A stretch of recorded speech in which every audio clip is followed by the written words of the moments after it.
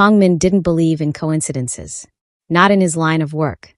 Not after 15 years of building an empire where one miscalculation could end with a body in the Han River.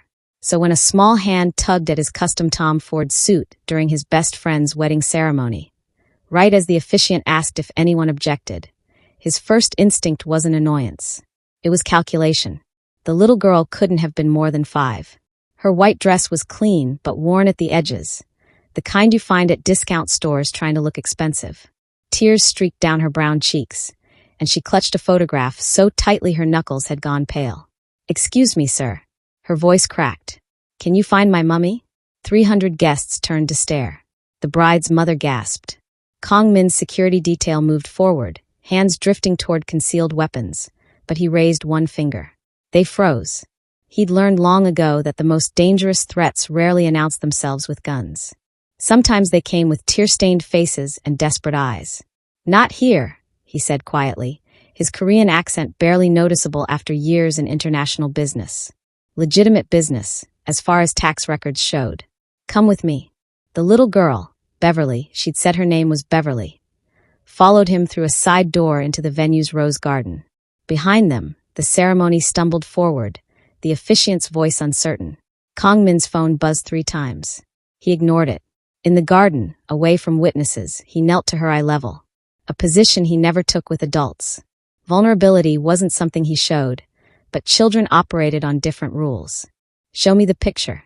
Beverly's hands trembled as she held it out. The photograph was creased from being folded and unfolded too many times. It showed a black woman, maybe late 20s, laughing at something off camera. She wore a hotel cleaning uniform. Pretty, in that exhausted way people get when they work 3 jobs and still can't make rent. Something about her smile made Kong Min's chest tighten in a way he didn't like. "Before we go any further, I need to know something. Are you watching this alone right now? At work? Late at night when everyone else is asleep? Drop a comment and tell me where you are in the world, because this story, what happens next, it's going to hit different depending on where you're at in life. If you've ever felt helpless watching someone you love struggle, if you've ever had to make an impossible choice, you're going to feel every second of what comes next. Hit that subscribe button, because it gets darker before it gets better. And I need you here for all of it. That's my mummy." Beverly wiped her nose with the back of her hand. "Laura. The bad men took her because she didn't have the money. I was supposed to stay with Mrs. Chun from downstairs, but I saw you on TV last week. You were at that big building opening. Everyone says you're important. Everyone says you can fix things. What bad men?" "The ones with the dragon tattoos." She pointed to her forearm. "They came to our apartment 3 days ago. Mummy told me to hide in the closet, but I could hear them. They said she owed them money for my heart." Kong Min's expression didn't change, but his mind was already moving through calculations. Dragon tattoos. Loan sharks operating in the Gangnam district, specifically the ones who specialized in medical debt. Parasites who charged 40% interest to desperate people with sick children. He hated them more than he hated most of his enemies, which was saying something. "Your heart." Beverly nodded, pulling down the neckline of her dress just enough to show a surgical scar running down her sternum. Fresh enough that it was still pink, but old enough that the surgery had happened years ago. "I was born with a broken heart," she said, as if explaining why she preferred chocolate over vanilla. "Mummy says God makes special people with special challenges. The surgery fixed it when I was a baby, but it cost a lot of money. She's been trying to pay it back forever." Kong Min stood slowly. His knees didn't protest. He was only 32, though most days he felt 100. Behind him, applause erupted from the reception hall. The ceremony was over. He had maybe 10 minutes before people came looking for him. He pulled out his phone and texted his second-in-command.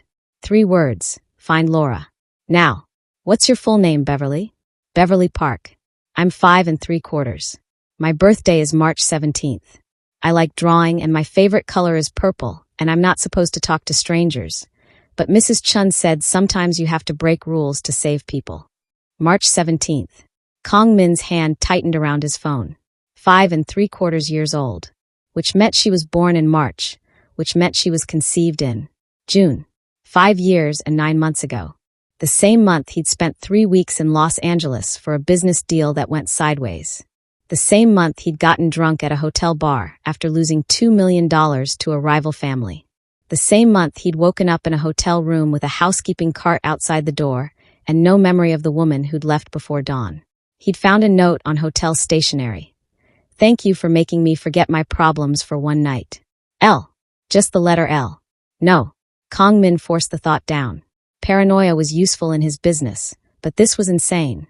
Los Angeles had 8 million people. The odds of. His phone buzzed. A text from his second. "Found her. Held by Song's crew in Gangbuck. Medical debt. They want 18.5 million won. 18.5 million won.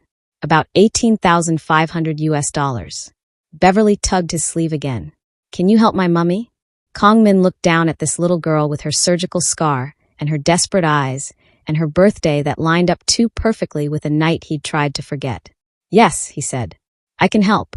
Kong Min made 4 phone calls before Beverly finished eating the wedding cake someone had brought her. The first call went to Song Jin-woo, the lone shark who thought operating in Gangbuck meant he was outside Kong Min's territory. He was wrong. Everyone in Seoul was in Kong Min's territory, whether they knew it or not. "I'm acquiring one of your accounts," Kong Min said, watching Beverly lick frosting off her fingers. "Laura Park. Medical debt. I'll transfer the full amount plus 20% for your trouble." Song's laugh came through scratchy. Kong Min's sigh, "With all respect, this woman owes me money. She signed a contract. I don't just. 25%. Silence stretched out. Greed always won eventually. "The full balance is 18.5 million, Song said carefully. "She borrowed 27 million 3 years ago for her daughter's surgery. The interest has been accumulating. She's paid maybe 8.5 million total, working 3 cleaning jobs, but the interest keeps. I don't need the mathematics lesson." Kong Min's voice dropped 10 degrees. "I need an address and a transfer account.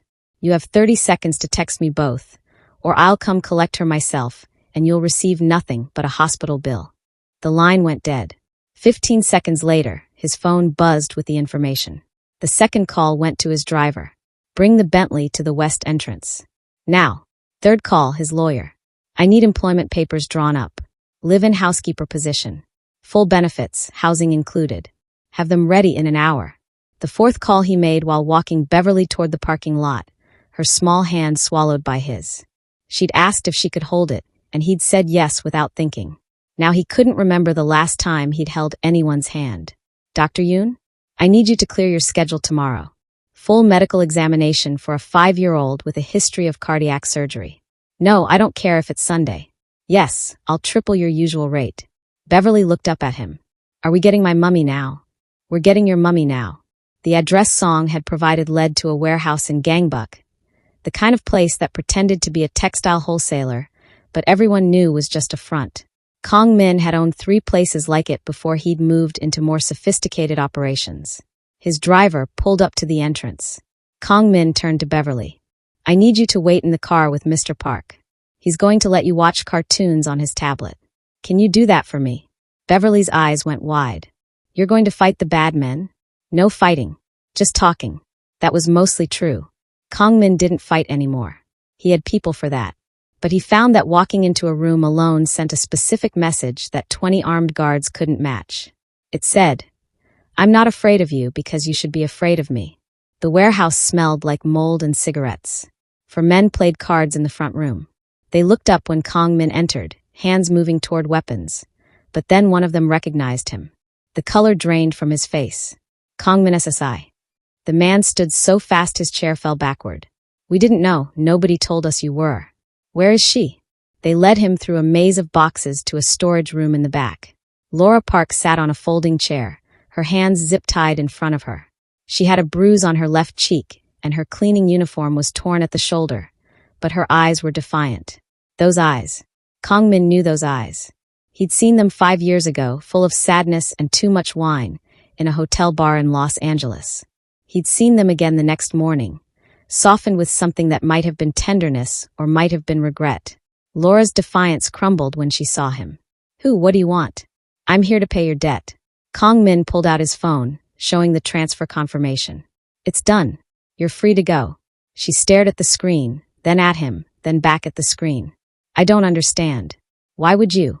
"Your daughter found me at a wedding. She asked for help. He pulled a knife from his jacket. Laura flinched, but he just cut through the zip ties. I'm offering you employment. Live-in housekeeper at my residence. Salary of $4,000,001 per month, plus room and board for you and Beverly. Health insurance included. Laura rubbed her wrists, still staring. This is insane. I don't even know you. Why would you? Because your daughter has a scar on her chest and medical debt that will follow her for decades if someone doesn't intervene. Because you borrowed money from predators to save her life, and you've been drowning ever since. Kong Min's voice stayed level. Because I can help, and because I'm choosing to. That was the lie he told himself. The truth sat heavier. Because there was a chance, however small, that the little girl waiting in his car was his daughter. Laura stood slowly, testing her legs. If I say no, then I'll drive you home, the debt stays paid, and you'll never see me again. She studied his face for a long moment. Whatever she found there must have satisfied something, because she nodded. Okay, but I have conditions. Despite everything, Kongmin almost smiled. Brave, or stupid, often the same thing. Name them. Laura's conditions were simple. She wanted her own room with a lock. Beverly needed access to a good school within walking distance. No questions about her past unless she volunteered information. And if Kongmin ever made her feel unsafe, she'd leave immediately, consequences be damned. Agreed, Kongmin said to all of it. They walked back through the warehouse in silence. Laura moved carefully, like someone who'd learned to make herself small in dangerous spaces. When they emerged into the parking lot, she stopped dead. Beverly had her face pressed against the Bentley's window, fogging up the glass. The moment she saw her mother, she started screaming. Mr. Park barely had time to unlock the door before Beverly exploded out of the car and launched herself at Laura. The impact nearly knocked Laura over. She dropped to her knees, wrapping her daughter in her arms, and the sound she made was something between a laugh and a sob. Baby, oh my baby, I'm so sorry. I found help, Mummy. Just like you said. I found someone important, and he fixed everything. Laura looked up at Kong Min over her daughter's head. Her eyes were wet, and in that moment, he saw exactly what she must have looked like 5 years ago. Young and scared and trying so hard to be strong. Thank you, she whispered. Kong Min nodded once and turned away. Gratitude made him uncomfortable, especially when he wasn't sure his motives were as pure as they should be. The drive to his home in Gangnam took 40 minutes. Beverly fell asleep halfway there, her head in Laura's lap. Laura stared out the window at the streets getting progressively cleaner, the buildings progressively taller, until they pulled up to a gate that required 3 separate security checks. You live here? Laura's voice was faint. The mansion sprawled across 2 acres, all modern glass and steel and perfectly manicured gardens. Kong Min had bought it 3 years ago because it had good security and better views. He'd never considered that it might be intimidating until he saw Laura's face. It's too much, she said. We can't. You'll have the east wing. Separate entrance, private kitchen. You'll barely see me unless you want to. Kong Min opened his door. Mrs. Choi, my head housekeeper, will show you around tomorrow. Tonight, just rest. He carried Beverly inside because Laura was limping slightly, though she tried to hide it. The little girl didn't wake up, just curled against his chest with complete trust. Something in his rib cage pulled tight. The east wing had been designed for guests he never invited. 3 bedrooms, 2 bathrooms, a sitting area with a view of the garden. Mrs. Choi had already prepared the master bedroom with fresh linens, and someone had put a stuffed rabbit on the smaller bed in the adjoining room. Kong Min laid Beverly down carefully. Laura stood in the doorway, arms wrapped around herself. The lock is on the inside, he said, pointing to the bedroom door. The security code for the wing entrance is 0317. Beverly's birthday. Change it if you want. Laura's eyes snapped to his. How do you know her birthday? She told me. At the wedding. He moved past her into the hallway. Dr. Yoon will be here at 10 tomorrow morning for Beverly's checkup. Mrs. Choi will bring breakfast at 8. If you need anything before then, dial 0 on any house phone. Wait. Kong Min stopped but didn't turn around. Why are you really doing this? Laura's voice shook slightly. Nobody helps like this. Not without wanting something. Now he turned. Laura stood silhouetted in the doorway, backlit by the bedroom's soft light. And for a moment he was back in that hotel room, watching her gather her clothes in the dark. But that was impossible. Los Angeles had 8 million people. The odds were astronomical. Maybe I'm just a good person, he said. Laura's laugh was bitter. Men in custom suits who make loan sharks disappear with a phone call aren't good people. They're dangerous people. So what do you want from us? Fair question. Kong Min considered several answers. The truth, a lie, something in between. He settled on the simplest version. I want to know that a little girl who asked me for help gets to grow up safe. That her mother doesn't have to work 3 jobs and still can't afford groceries. That medical debt doesn't destroy another family. He paused. And maybe I want to prove that dangerous people can still choose to do good things. Laura studied him for a long moment. You're lying. Or at least not telling me everything. No, Kong Min agreed. I'm not. Will you? Eventually. Maybe. When I understand it myself. Something in her expression softened slightly. Not trust, but the beginning of something that might become trust if he didn't break it. Okay, she said. But I'm watching you. Good. You should. Back in his own wing, Kong Min poured himself 3 fingers of whiskey and stood at the window overlooking the garden. His phone buzzed with messages from the wedding. Friends asking where he'd disappeared to, business associates annoyed he'd left early, his mother demanding to know why he'd caused a scene. He ignored all of it. Instead, he opened his contacts and scrolled to Dr. Yoon's number. Typed out a message, then deleted it. Typed it again. Tomorrow's examination. I need a complete medical history. Everything from birth. And I need you to be discreet about 1 additional test. He stared at the message for 5 full minutes before hitting send. Then he drank his whiskey and tried not to think about little girls with surgical scars and birthdays that lined up too perfectly with nights he'd tried to forget. Beverly loved the mansion. Kong Min discovered this at 6 in the morning when he found her in his study, spinning in his leather chair with her arms spread wide like an airplane. Uncle Minnie. She'd started calling him that yesterday, despite his attempts at formality. Your house is like a castle. Does it have secret passages? No secret passages. He set down his coffee. How did you get in here? This wing is locked. The nice security man let me through when I said I wanted to see you. His name is Mr. Kim, and he showed me pictures of his daughter. She's 7. Do you want to see my drawing? She thrust a piece of paper at him before he could answer. The drawing showed 3 stick figures labeled Mummy, Beverly, and Uncle Minnie standing in front of a house with approximately 40 windows. That's us, Beverly explained unnecessarily. We're a family now. Kong Min stared at the drawing. Something uncomfortable lodged itself behind his sternum. Your mother and I aren't. We're not a family. I'm your mother's employer. But you saved us. That's what families do. Before he could formulate a response that wouldn't crush a 5-year-old's feelings, Laura appeared in the doorway.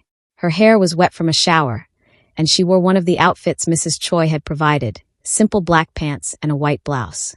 Professional. Put together. Nothing like the exhausted woman from the warehouse. Beverly, we talked about boundaries. Laura's voice was gentle but firm. Mr. Kong is busy. You can't just. It's fine. The words came out before Kong Min could stop them. She wasn't bothering me. Laura's eyebrow rose slightly. A look that said she didn't believe him, but was choosing not to argue. Dr. Yoon will be here in an hour. Beverly needs to eat something first. Mrs. Choi made pancakes, Kong Min said. In the main kitchen. She mentioned something about chocolate chips. Beverly's eyes went huge. Can I, Mummy? Please. Go ahead. But don't run in the... Laura didn't finish because Beverly was already gone, her feet slapping against the marble floors. Sorry. She's never had much space to explore before. Our apartment was only 1 bedroom. She can explore. Kong Min picked up his coffee again, needing something to do with his hands. The grounds are secure. Just keep her away from the west garden. There's construction equipment. Laura nodded, but she didn't leave. Instead, she moved closer to the desk, looking at the drawing Beverly had left behind. She really likes you, Laura said quietly. She usually takes months to warm up to people. But with you it was instant. Like she recognized something. Kong Min's hand tightened on his mug. Children are unpredictable. Maybe. Laura traced the edge of the drawing with 1 finger. Or maybe they see things adults miss. Things we're too scared to acknowledge. Their eyes met. Held. The moment stretched thin and taut, full of questions neither of them was ready to ask. Laura broke first, stepping back. I should go supervise the pancakes. Beverly tends to think chocolate chips are a food group. After she left, Kong Min looked down at the drawing again. 3 stick figures. A family. He filed it in his desk drawer instead of throwing it away. Dr. Yoon arrived exactly at 10, carrying a medical bag and a tablet loaded with forms. Beverly submitted to the examination with surprising patience, only squirming when Dr. Yoon checked her surgical scar. "Excellent healing," Dr. Yoon said, making notes. "Who performed the surgery?" "Dr. Park at Seoul National University Hospital." Laura's voice was tight. "We were lucky they had a charity program. Otherwise, I never could have." The surgery was complex. Tetralogy of Fallot. She needed open-heart repair at 3 months old. Laura's hand found Beverly's, squeezing gently. "They said if we'd waited another month, she might not have made it." Dr. Yoon nodded, still typing. "And the father? Any cardiac history I should know about?" The room temperature dropped 10 degrees. "Unknown," Laura said flatly. "I don't have that information." Dr. Yoon glanced up, caught the expression on Laura's face, and wisely moved on to the next question. The rest of the examination passed in professional silence. When it was over, Dr. Yoon pulled Kong Min aside in the hallway. "She's healthy. Some minor concerns about nutrition. Looks like she wasn't getting enough protein in her diet, but nothing that can't be fixed with proper meals." Dr. Yoon paused. "You asked about the other test. The discrete one." Kong Min's jaw tightened. "And I'd need a sample from both the child and the potential father. A simple cheek swab. Lab results take 3 to 5 days." Dr. Yoon's voice dropped lower. "Kong Min SSI, if you don't mind me asking." "I do mind." "Right. Of course." Dr. Yoon pulled out a small kit from his bag. "This is a home collection set. Instructions are inside. Just drop it at my office when you're ready, and I'll mark it as confidential." The kit felt heavier than it should in Kong Min's hand. A few cotton swabs and some plastic tubes, but they might as well have weighed 1,000 pounds. "Thank you, doctor." After Dr. Yoon left, Kong Min stood in the hallway holding the test kit. From the kitchen, he could hear Beverly's laugh and Laura's voice singing something soft and off-key. Ordinary sounds. Domestic sounds. Sounds he'd never imagined in his home. He could do the test right now. Beverly would probably think it was funny. Another doctor game. Laura didn't need to know until he had answers. But something stopped him. Maybe it was cowardice. Maybe it was the fear that once he knew the truth, everything would change. Or maybe it was the hope that if he didn't look, he could keep pretending this was simple charity instead of something infinitely more complicated. Kong Min slipped the test kit into his pocket and went to join them for lunch. The first week passed in careful choreography. Laura cleaned parts of the house that didn't need cleaning. Kong Min pretended not to notice her using the time to learn the layout, testing boundaries, mapping exits. Smart. He'd have done the same thing. Beverly, unburdened by adult caution, made herself at home everywhere. She discovered the library on day 3 and gasped like she'd found buried treasure. 2 stories of books, floor-to-ceiling shelves, a sliding ladder that she immediately wanted to ride. Kong Min found her there that evening, surrounded by picture books she couldn't read yet, arranging them by color. "Do you know stories?" she asked without looking up. "Some. Will you tell me one?" He should have said no. Should have called Laura, maintained professional distance. Instead, he sat down on the floor beside her and told her about the tiger and the persimmon, the Korean folktale his own mother had told him before his father died, and everything got complicated. Beverly fell asleep before he finished, her head pillowed on his knee. Laura found them like that 20 minutes later. She stopped in the doorway, something unreadable crossing her face. "I can carry her," Kong Min said quietly. "No, I've got her." But Laura's voice was soft, and when she scooped Beverly up, she looked at him differently. "Thank you. For the story." It was nothing. It wasn't nothing to her. After they left, Kong Min sat in the library for another hour, staring at the books Beverly had organized. All the warm colors grouped together, reds, oranges, yellows. Like sunshine. The DNA test kit stayed in his desk drawer, untouched. On day 8, the flowers arrived. Kong Min was in a meeting with his accountants when Mrs. Choi knocked. She never interrupted meetings unless it was urgent. "Apologies, sir, but there's a delivery for Miss Laura. The deliverman insists on a signature, and she's..." Mrs. Choi's mouth thinned with disapproval. "She's nervous about signing anything, given her recent circumstances." Kong Min found Laura in the entrance hall, staring at a massive bouquet of white roses like they might explode. The deliverman looked annoyed. "I'll sign," Kong Min said. The deliverman thrust a tablet at him. Kong Min scrawled his signature, and the man left quickly, probably sensing the tension. Laura hadn't moved. I didn't order these. There's a card. Kong Min plucked it from between the roses before he could stop himself. The handwriting was neat, almost mechanical. Looking forward to Friday. D. Something cold settled in his stomach. Who's D? A friend. Laura's voice was defensive. Someone I've been texting. He asked me to dinner. You've been here 8 days. And I'm allowed to have a life outside these walls, aren't I? Her chin lifted. You said this was employment, not imprisonment. She was right. Completely right. Kong Min had no claim on her time, her attention, or who she dated. The reaction clawing up his throat was unreasonable and inappropriate. He set the card down carefully. Of course, you're free to do whatever you want. But he walked away before she could see his jaw clench. In his office, he pulled up his security footage. Found the deliverman, zoomed in on the flower shop logo. Made a call. I need to know who ordered roses delivered to my address today. White roses, large arrangement. He listened to the florist sputter about privacy policies. I'll pay triple whatever they cost. And I'll make a very generous donation to your shop if you tell me in the next 60 seconds. Money always worked eventually. Daniel Kim, the florist finally said. He's ordered from us 3 times this month. Different addresses each time, but same card message. Looking forward to Friday. After hanging up, Kong Min ran a background check. Daniel Kim, 34, worked in finance, no criminal record, no red flags. Nothing to justify the anger burning in his chest. He told himself it was concern for Laura's safety. She'd just escaped loan sharks. She needed time to recover, not jump into dating. This was about protection. The lie tasted bitter. Beverly noticed the flowers immediately at dinner. They'd started eating together in the evenings. Kong Min's idea, though he'd framed it as easier for Mrs. Choi, rather than admitting he liked the company. Mummy, those flowers are so pretty. Are they for me? They're for me, sweetie. Laura's cheeks flushed slightly. From a friend. What friend? Uncle Minnie. No, someone else. His name is Daniel. Beverly's face scrunched up. I like Uncle Minnie better. Beverly. Laura's tone sharpened. That's not appropriate. But Kong Min caught Beverly's eye and felt something warm flicker behind his ribs.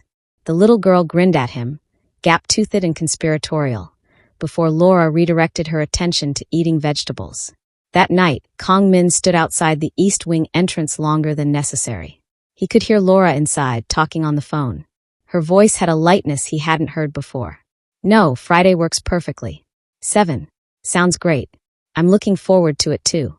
When she laughed, really laughed, not the cautious sounds she usually made around him. Something in his chest cracked. Back in his room, he pulled out the DNA test kit, held it in his hands, thumb tracing the edges of the box. If Beverly was his daughter, he had a right to know. An obligation, even. If she wasn't, then this feeling twisting through him had no justification at all, and he needed to kill it before it grew teeth. Either way, the not knowing was worse than any answer could be. Kong Min opened the kit and read the instructions. Simple. 2 swabs, one from him, one from Beverly. Drop them at Dr. Yoon's office. Wait 3 to 5 days. He swabbed his own cheek immediately, sealed it in the provided container. Tomorrow, he'd find a way to get Beverly's sample. Something innocent. Checking for a fever, maybe, or pretending Mrs. Choi needed it for school registration. Tomorrow, he'd take the first step toward truth. Tonight, he'd let himself pretend a little longer that this was simple. Getting Beverly's sample proved easier than expected. She came to his study the next morning with a scraped knee from playing in the garden, tears streaming down her face. Kong Min's security team had already offered bandages, but Beverly insisted only Uncle Minnie could fix it properly. It hurts, she whimpered, climbing onto his lap without invitation. Kong Min froze. Physical affection wasn't something he did. His world operated on respect and fear, not comfort. But Beverly curled against his chest like it was the most natural thing in the world, and his arms moved automatically to hold her. Let me see. He examined the scrape. Minor, barely bleeding. You're very brave. Will you kiss it better? That's what mummies do. I'm not he stopped. Beverly's eyes were huge and wet, and somewhere in his chest, something he'd thought was dead twitched back to life. How about a bandage instead? A special one. He cleaned the wound with antiseptic from the first aid kit Mrs. Choi kept in his desk.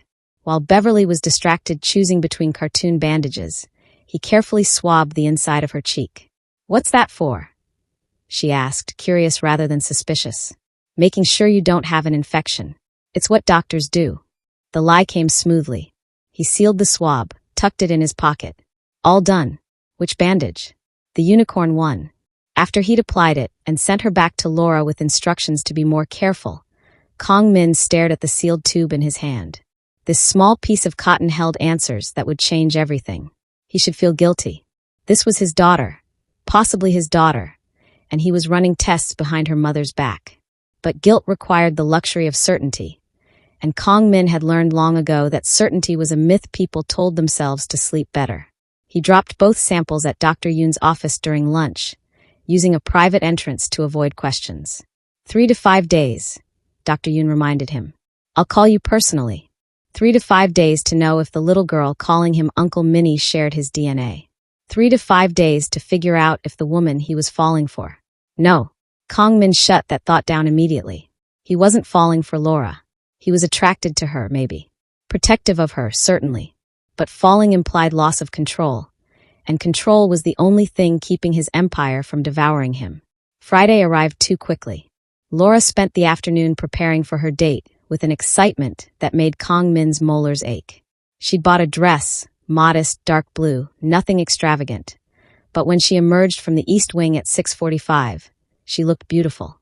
Beverly clapped her hands. "Mummy, you look like a princess." "Thank you, baby." Laura kissed her daughter's forehead, then glanced at Kong Min. "You're sure you don't mind watching her?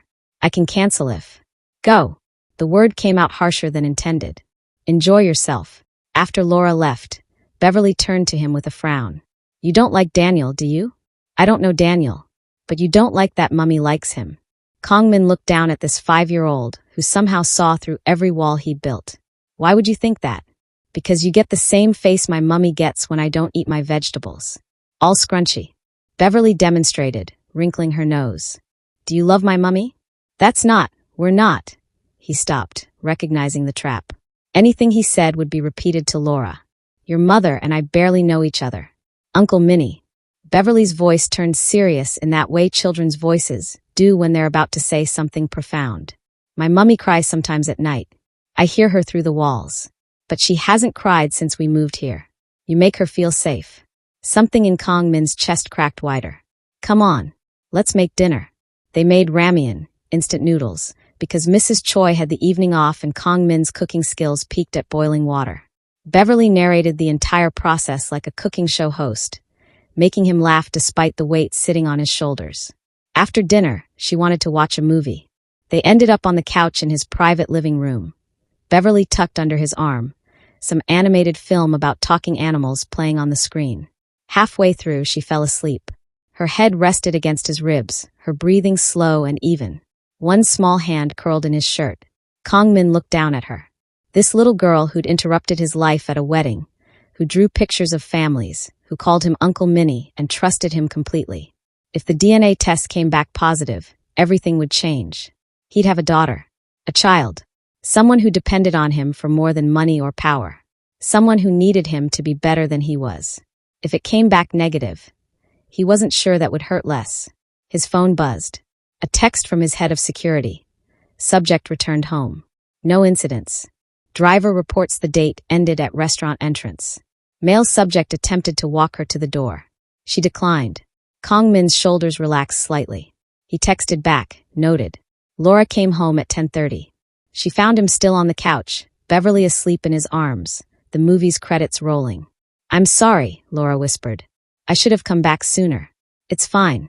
How was dinner?" "It was nice." But something in her expression suggested otherwise. She sat down on the opposite end of the couch, maintaining distance. "Daniel's very successful. He has his own investment firm. He collects art. He's traveled to 43 countries. Impressive." He talked about himself for 2 hours straight. Laura's laugh was quiet and tired. "I couldn't remember a single question he asked about me. About Beverly. About anything that mattered." Their eyes met across the dim room. Beverly stirred slightly between them, but didn't wake. "There won't be a second date," Laura said softly. No. She reached over, gently brushing hair from Beverly's forehead. Her fingers came close to touching Kong Min's chest, but didn't quite make contact. Turns out I'm not interested in men who love the sound of their own voice. What are you interested in? The question hung between them, dangerous and electric. Laura's hand retreated. I should get her to bed. The weeks that followed developed their own rhythm. Mornings, Kong Min found Beverly outside his bedroom door, waiting with new drawings. She'd started illustrating stories now. Epic adventures featuring Uncle Minnie fighting dragons, which looked suspiciously like the loan sharks, and rescuing princesses, who always had her mother's smile. Afternoons, Laura worked through the mansion with quiet efficiency. But Kong Min noticed she spent most of her time in spaces he occupied. Reading in the library while he handled calls. Organizing the study he'd already organized. Present without being intrusive. Testing proximity, maybe. Or allowing herself to want it. Evenings belonged to all three of them. Dinner became sacred. Mrs. Choi made elaborate meals that Beverly picked at and Laura praised too enthusiastically. And Kong Min found himself talking about things he'd never told anyone. Childhood memories before his father's death. The scholarship that saved him from street gangs. How he'd built his empire from nothing and blood. Laura listened to it all without judgment. Never flinched when he admitted to things that would horrify most people. Just asked questions that suggested she understood more about survival than her cleaning uniform implied. 3 weeks into this new routine, Daniel's flowers kept arriving. Every Friday like clockwork. Always white roses, always the same card. Still hoping you'll reconsider. D. Laura threw them away without comment. But Kong Min noticed the way her jaw tightened each time. The way Beverly would ask why Mummy's friend kept sending presents if Mummy didn't want them. Some people don't understand no, Laura explained one evening, tossing another bouquet in the trash. They think persistence is romantic instead of annoying. Beverly wrinkled her nose. I don't like him. You've never met him, sweetie. I don't have to. Uncle Minnie never sends flowers, but he reads me stories and fixes my scraped knees and makes you smile for real. That's better than flowers. Laura's eyes found Kong Min across the kitchen. Something passed between them. Acknowledgement, maybe, of feelings neither was ready to name. You're right, Laura said softly. That is better. That night, after Beverly went to bed, Laura lingered in Kong Min's study. She'd been doing this more often lately, finding excuses to extend their evenings together. A question about Beverly's school enrollment. Asking his opinion on a book. Sometimes just sitting in comfortable silence while he worked. Tonight felt different. Heavier. Can I ask you something personal? Laura perched on the edge of his desk, a habit she'd developed. Close enough to feel intimate. Far enough to maintain plausible deniability. You can ask anything. Have you ever wanted a family? Kids, wife, the whole picture. Kong Min set down his pen. Dangerous territory. My life isn't conducive to that kind of stability. That's not what I asked. No, I suppose it's not. He leaned back in his chair, studying her. I never thought about it before. Family meant weakness in my world. Something enemies could exploit. Better to be alone, I told myself. Safer. And now I'm not sure I was right. Laura's breath caught slightly. What changed?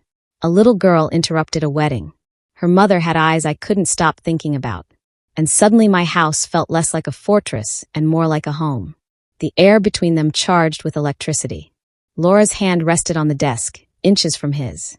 Kong Min could reach out, close that distance, pull her toward him and finally answer the question that had been building for weeks. But his phone buzzed before he could move. A text from his head of security. Situation requires your attention. The Busan shipment has complications. Kong Min swore under his breath.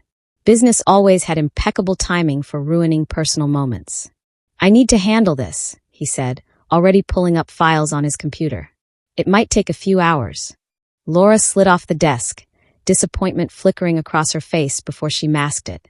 Of course. I should check on Beverly anyway. Laura. It's fine, Kong Min, really. She smiled, but it didn't quite reach her eyes. Work comes first. I understand how that goes. After she left, Kong Min dove into crisis management. The Busan situation spiraled. Contaminated shipment, customs holding everything, potential losses in the millions. By the time he'd smoothed it over with carefully placed bribes and strategic threats, dawn was breaking over Seoul. He should sleep. Instead, he found himself outside Beverly's room. The door was cracked open. Inside, Beverly slept sprawled across her bed, stuffed animals scattered everywhere. Laura sat in the chair beside her, awake, watching her daughter with an expression of such fierce love it made Kong Min's chest ache. "Can't sleep?" he asked quietly from the doorway. Laura didn't startle. "Old habit. I used to work night shifts, then come home and watch her sleep, just to reassure myself she was okay, that her heart was still beating strong." She glanced at him. "Thought you'd be working." "Finished." He moved into the room, drawn by something he couldn't name. "She's beautiful when she sleeps. She's beautiful all the time. I'm biased." Laura's voice turned soft. "Sometimes I look at her and can't believe she's mine. That I made something so perfect out of such an imperfect situation." "What do you mean?" Laura was quiet for a long moment, her eyes still on Beverly. When she finally spoke, her voice carried years of buried pain. "I got pregnant after a one-night stand. Stupidest thing I'd ever done. I was 22, barely surviving, drowning in grief over my parents abandoning me. Went to a hotel bar, met a stranger who seemed as broken as I felt." She laughed quietly, bitterly. "We talked for hours. About loss, about pain, about wanting to disappear. Then we went upstairs and tried to forget everything for a night." Kong Min's heart stopped. Every word she said landed like a physical blow because he knew this story. He'd lived this story from the other side. "He was kind," Laura continued, unaware of the bomb she was detonating. "Sweet even. I left before he woke up because I was embarrassed. Ashamed. 3 weeks later, I found out I was pregnant. By then, I couldn't remember his last name. Could barely remember his face. Just that he'd made me feel less alone for a few hours." "Laura, when Beverly was born, the doctors said her heart was failing. That she needed surgery immediately or she'd die. I borrowed money from anyone who'd lend it, including loan sharks who charged interest that buried me. But she survived, and I told myself that was enough. That I didn't need her father, didn't need help, didn't need anything except her." She finally looked at Kong Min, tears shining in her eyes. "Then you showed up, and you've been everything I needed without me having to ask. You've been the partner I convinced myself I didn't want. The father figure Beverly deserves. And it terrifies me because I don't know how to accept help. I don't know how to let someone in without waiting for them to leave." Kong Min moved closer, his mind racing. Should he tell her? Should he admit that he was the stranger from that hotel bar, that Beverly was his daughter, that this entire situation was fate correcting a mistake neither of them knew they'd made? But before he could speak, Beverly stirred. Her eyes fluttered open, unfocused with sleep. "Uncle Minnie," she murmured. "Mummy, we're both here, baby," Laura whispered, moving to the bed. "Go back to sleep. Stay with me. Both of you." Laura glanced at Kong Min, a question in her eyes. He nodded. They sat on either side of Beverly's bed, the little girl between them, her small hands reaching out to hold theirs. And as she drifted back to sleep, Kong Min stared across her at Laura and knew with devastating certainty that he couldn't tell her yet. Not when things were this fragile. Not when Beverly was this happy. Not when Laura was finally letting her guard down. He needed proof first. Certainty. The DNA test kit waited in his desk drawer, accusatory and necessary. Tomorrow he'd collect the samples. Tomorrow he'd start down the path toward truth. Tonight, he'd hold his daughter's hand and let himself pretend this accidental family was real. The next morning arrived too quickly. Kong Min orchestrated Beverly's cheek swab during the scraped knee incident. Quick, simple, unnoticed. His own sample took seconds to collect in the privacy of his bathroom. Both tubes went to Dr. Yoon's office during lunch. 3 to 5 days for results. 3 to 5 days to know for certain what his gut already screamed. The waiting gnawed at him. Every time Beverly called him Uncle Minnie. Every time Laura smiled at him across the dinner table. Every time he felt himself sinking deeper into this domestic fantasy. The not knowing scraped his nerves raw. Meanwhile, Daniel's flowers kept arriving. Weekly reminders that Laura had options. That Kong Min's claim on her attention was professional at best and delusional at worst. 5 days after submitting the samples, Kong Min sat in his study at 2 a.m, unable to sleep. Laura had fallen asleep in the chair across from his desk during one of their late-night conversations, and he'd covered her with a blanket rather than wake her. Now he watched her sleep and tried to ignore the certainty growing in his chest. His phone vibrated. A text from Dr. Yoon. "Results are ready. Calling now." Kong Min's heart hammered. He stepped into the hallway to answer, not wanting to wake Laura. Dr. Yoon. The results are conclusive. Dr. Yoon's voice was professional, clinical. I'm emailing them now, but I wanted to call personally. The probability of the result will be made known in episode 2 of this series. Thanks for watching. Subscribe if you haven't and turn on your post notifications on.